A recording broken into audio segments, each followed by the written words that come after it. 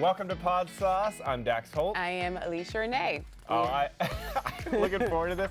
Mostly because I can already tell we got some real good energy coming in from our next host based on the pre-conversation we got going on. But we got Panama Jackson coming on, who is the host of Power, Don King, a podcast all about Don King and his wild life that I didn't even realize how crazy it was until I started Don King was listening. a wild boy. You I know. I already knew he was wild, but listening to this podcast, I was like, my head exploded. Well, Panama, first of all, what part of the world are you in right now? Where are you coming to us from?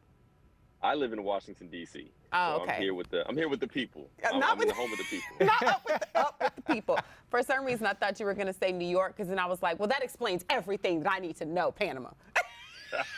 I don't know what you're talking about. I'm a pretty serene, chill person, so, So Yes. Power's a podcast that's been going on. This is the third season, if I'm correct.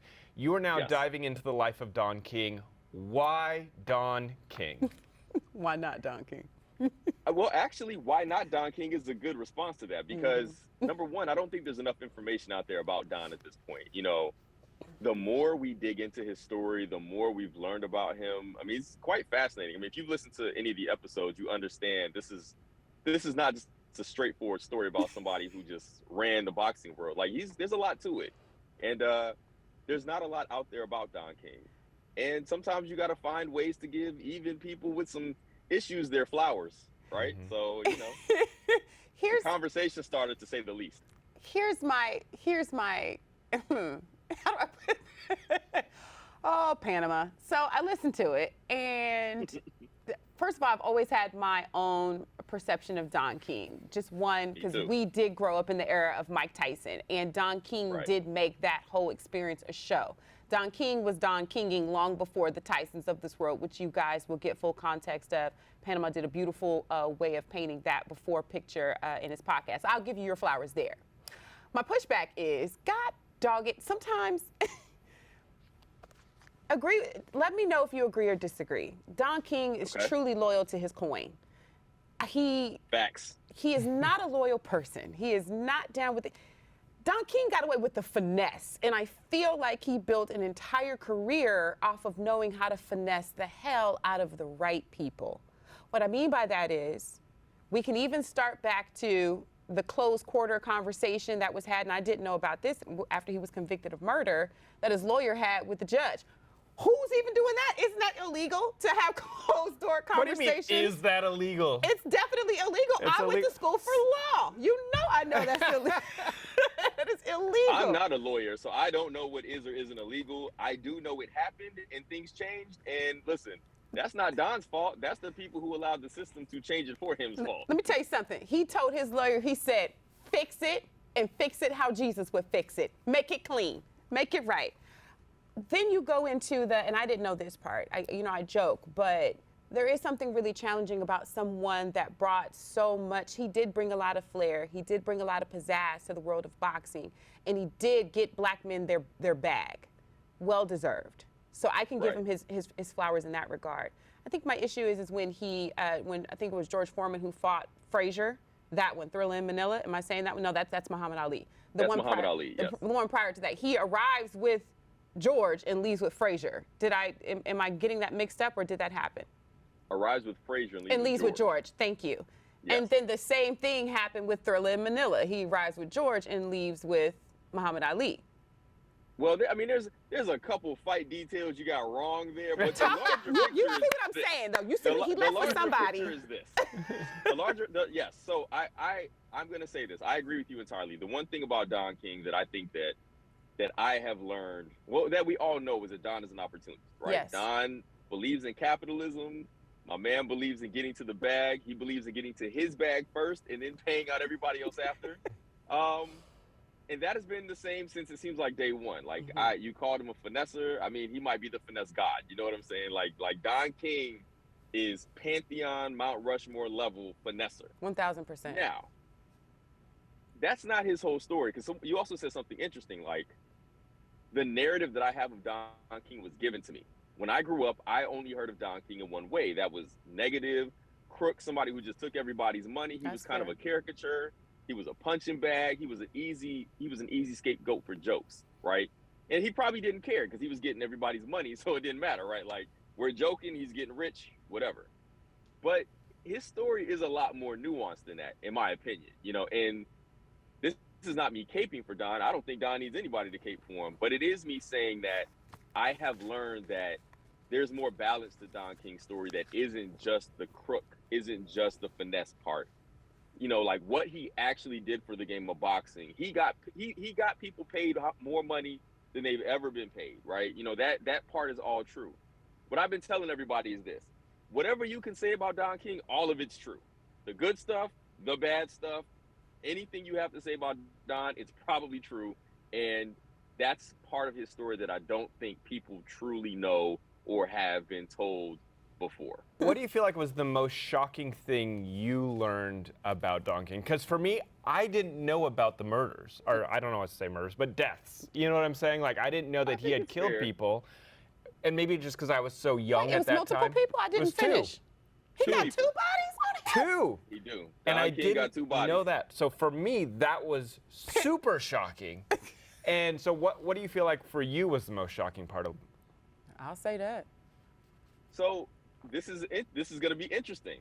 The most shocking thing that I found out about Don King is that something Don King led to a Supreme Court decision. What? What was that? I missed it. I didn't finish the podcast. This is a fun story. Yeah. Don's house gets firebombed in, I guess this is in the 60s, right? His house gets firebombed because Don King is a numbers runner. He's a policy guy, right? He's running numbers, and somebody firebombs his house.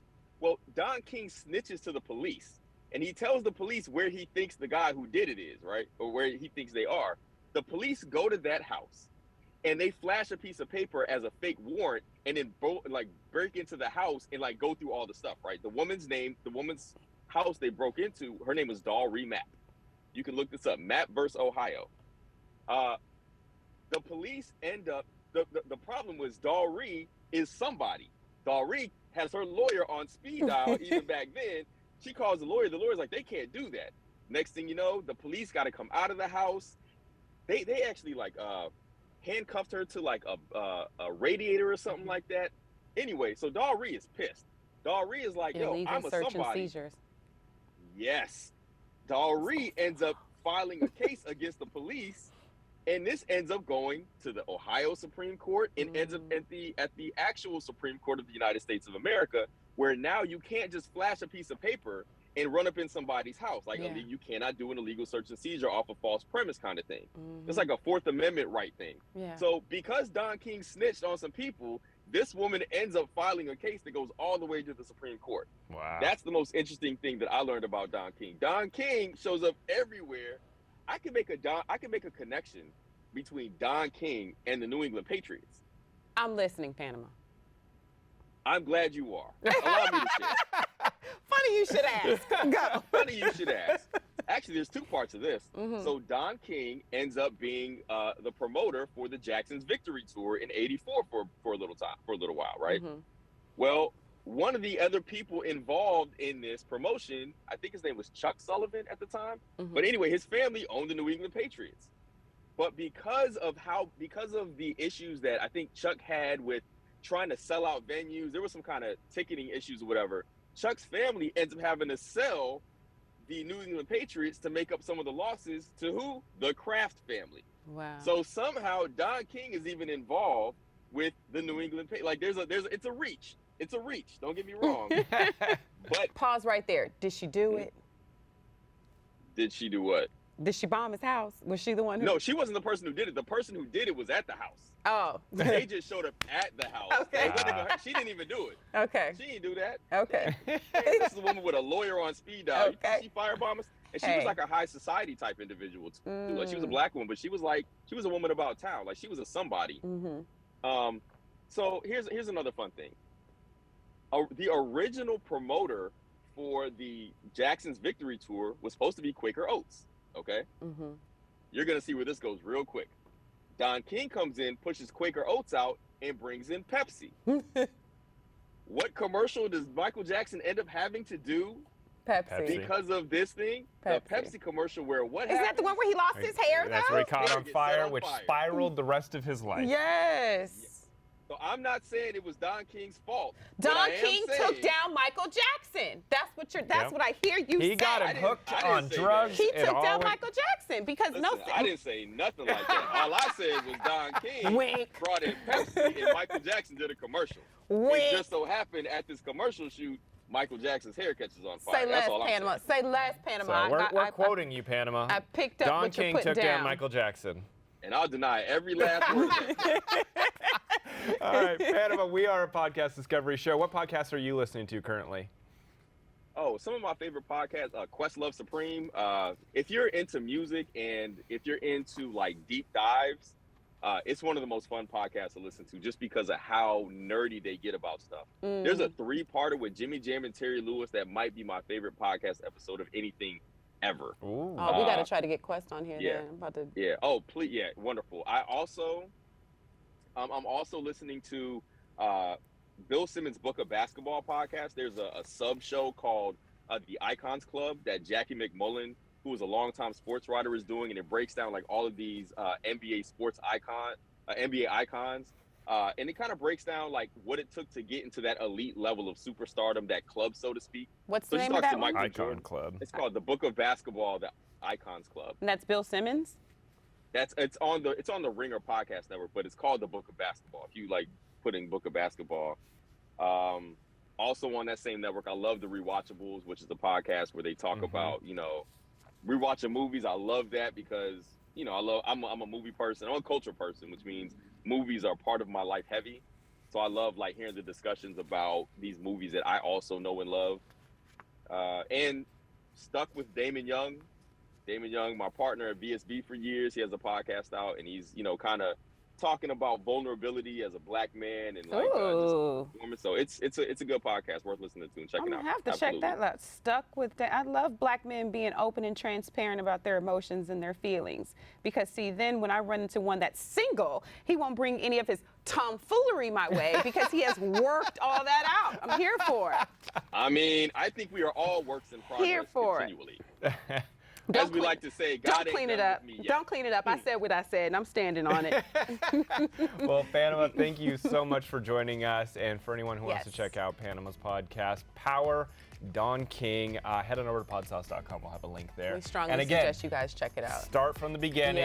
Get the whole story. Don't just jump in episode 3. You got to start from episode number 1. And then we want you to put in our comment section what you walked away with Don King, because I'm still looking at him like this.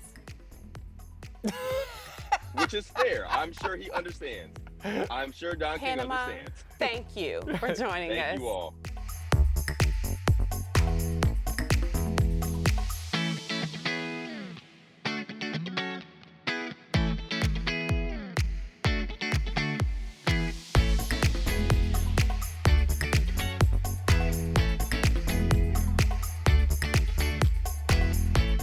If any of the aforementioned podcasts are appealing to you guys, we suggest you go to podsauce.com where you can find out all of the recommendations, all of the picks.